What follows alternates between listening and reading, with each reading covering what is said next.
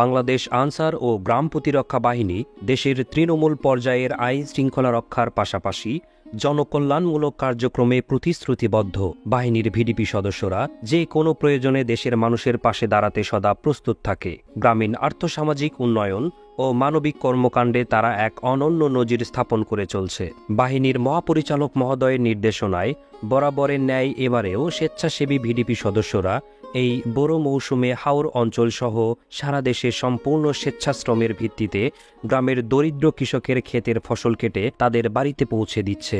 এরই ধারাবাহিকতায় ৪ মে ২০২৫ তারিখে হবিগঞ্জের মাধবপুর উপজেলার দরিদ্র কৃষক জানু মিয়ার ফসলি জমির পাকা ধান কেটে বাড়িতে পৌঁছে দিয়েছে উপজেলার ভিডিপি সদস্যরা। তাদের এমন মানবিক উদ্যোগে দরিদ্র কৃষক জানু মিয়া আবেগ আপ্লুত হয়ে বাহিনীর প্রতি কৃতজ্ঞতা প্রকাশ করে বলেন, আমি গরিব মানুষ, আমি 3 খানি জমি করছি, ওরাতে আমি টাকার অভাবে আমি ধান খাইতাম পারি না। এই হিসাবে আনসার কমান্ডারের কাছে আমি সহযোগিতা চাইলাম, দলনেতার কাছে সহযোগিতা চাইলাম। চাওয়ার পরে তারা আমরা এই সাহায্যটা ধান কাটার সাহায্যটা করতেছে। আনসার কমিটির দলনেতা এবং এই মহোদয়ের তার কাছে আমি অভিনন্দন জানাই। ডিজি স্যারও আমি অভিনন্দন জানাই।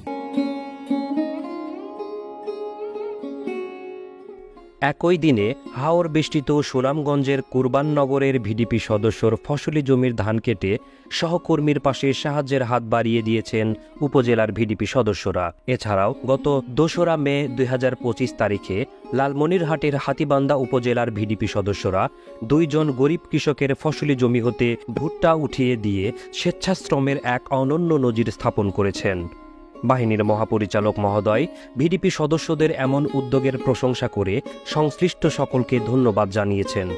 সেই সাথে বড় মৌসুমব্যাপী এমন কাজের সাথে সম্পৃক্ত থেকে বাহিনীর সকল সদস্যকে জনগণের আস্থা ও বিশ্বাসের বাহিনীতে পরিণত করার আহ্বান জানিয়েছেন। বাংলাদেশ আনসার ও গ্রাম প্রতিরক্ষা বাহিনী সামাজিক নিরাপত্তা ও উন্নয়নের অঙ্গীকার।